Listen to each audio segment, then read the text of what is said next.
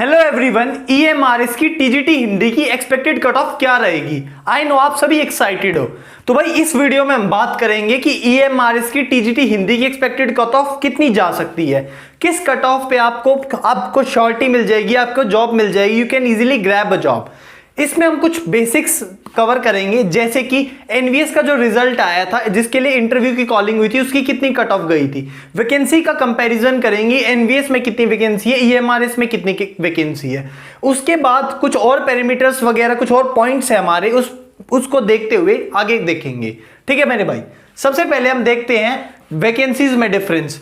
अगर आप बात करें एनवीएस जो अभी 2022 में हुआ है और ईएमआरएस अब जो होने वाला है उसकी वैकेंसी में कंपैरिजन, तो यहाँ यूआर की वैकेंसी 61, यहाँ 248, यहाँ ईडब्ल्यूएस 14, यहाँ पे 60, ओबीसी 39, यहाँ पे 163, यहाँ पे एससी 22, यहाँ पे 90, एसटी 11, यहाँ पे 45, वहां पे टोटल 147 वैकेंसीज थी एनवीएस 2022 में, और ईएमआरएस में आपकी 606 वैकेंसीज हैं। तो लगभग आप 4 to 5 टाइम्स वैकेंसीज है।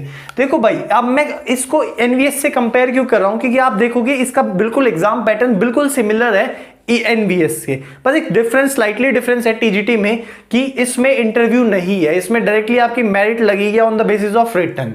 ठीक है, तो इसमें हम उसका सारे पॉइंट्स को कवर करते हुए चलेंगे। सबसे पहले ना एनवीएस के रिजल्ट को देखते हैं, उसको समझते हैं। एनवीएस में 147 पोस्ट जो टीजीटी हिंदी की थी उसके लिए इंटरव्यू के लिए बच्चों को शॉर्टलिस्ट करा गया, 747 बच्चों को शॉर्टलिस्ट करा गया, जिसमें इंटरव्यू देने गए 662 बच्चे। अब इसको छोड़ दो, जो शॉर्टलिस्ट हुए उसको ध्यान से देखो। 747 जब बच्चे शॉर्टलिस्ट करे गए तो उसकी रिटर्न की कट ऑफ गई अनरिजर्व की। जो लास्ट कैंडिडेट था अनरिजर्व कैटेगरी का, उसके 83.25 मार्क्स थे, उसकी इंटरव्यू की कॉलिंग हुई थी।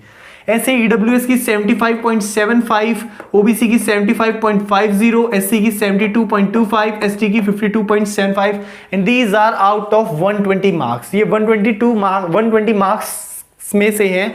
वैसे पेपर 150 मार्क्स का होता है, 30 मार्क्स आपके जो है लैंग्वेज पोर्शन का होता है, जिसमें 10 की इंग्लिश, 10 की हिंदी और 10 मार्क्स ही आपकी रीजनल लैंग्वेज। और इसमें एक नेसेसिटी होती है कि आपको 40% मींस क्वालिफाइंग इन नेचर होता है, मतलब हर 10 में से 4 नंबर आपको लेने जरूरी होते हैं, जिस कारण मैक्सिमम बच्चे फेल होते हैं। किसी एक भी लैंग्वेज में फेल हो गए तो इसका मतलब आपका रिजल्ट नहीं आएगा। ठीक है मेरे भाई, अब बात करते हैं। देखो, मैं कट ऑफ बताऊंगा, उस कट ऑफ को कम होने के कारण क्या हो सकते हैं, जैसे जो भी इसके हिसाब से। भाई सबसे पहले तो negative marking as compare to KVS में आपकी नेगेटिव मार्किंग नहीं होती, इसमें नेगेटिव मार्किंग होती है। दूसरी चीज, नंबर ऑफ सीट्स आप देख रहे हो 4 टाइम्स है भाई, 4 टाइम्स से नंबर ऑफ सीट्स बढ़ने से इफेक्ट आता है, कट ऑफ कम हो जाती है। लैंग्वेज की कट ऑफ में मैक्सिमम फेल, ये आपने देखा ही है भाई। ठीक है, फेयर ऑफलाइन, इस बार पेपर ऑफलाइन होगा फेयर। जैसे पिछली बार ये पेपर एनवीएस है कि एवीएस वाले पेपर एप्टेक कंपनी ने कराए थे, जो कि ब्लैकलिस्टेड थी ऑलरेडी, उसमें बहुत ज्यादा घपला हुआ है, आप सभी को पता है। तो इसके कारण अब इसको ऑफलाइन करा जा रहा है, तो there is a strong probability कि चीटिंग कम हो। ठीक है, उसके बाद बात करते हैं जो पिछली बार 80 का था डोमेन नॉलेज, अब उसको बाइफरकेट फर्दर कर दिया। हालांकि पिछली बार भी लिखा हुआ था बट उन्होंने डोमेन नॉलेज ज्यादा घुसाई हुई थी।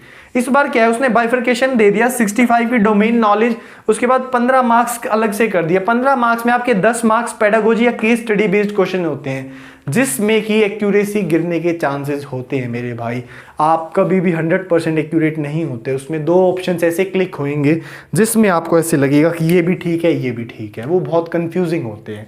ठीक है मेरे भाई, बात करते हैं 5 नंबर बचे हैं, उसमें एनईपी 2020 है जो कि आप इजीली स्कोर कर सकते हो। ठीक है मेरे भाई, अब बात करते हैं मेरे भाई कि आपको जो कट ऑफ का एनालिसिस करना है वो किस हिसाब से करना है। आपको ये 747 जब बच्चे जब निकाले तो आपकी ये कट ऑफ रही थी। अब आप इस 747 को यहां से कंपेयर करो 606 से, तो इससे तो ज्यादा जानी है।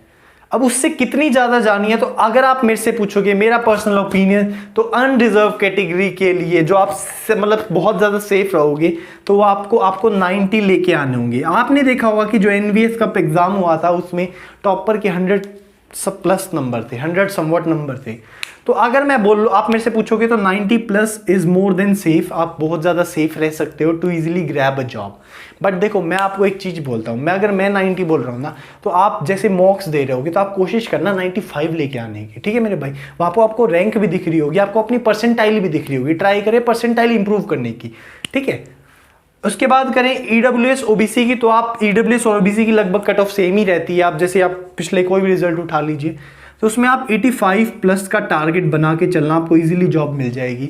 वहीं बात करें तो आप एससी पे 80 तक जा सकते हो और एसटी पे आपको 70 to 75 पे आपको इजीली एक जॉब मिल जाएगी।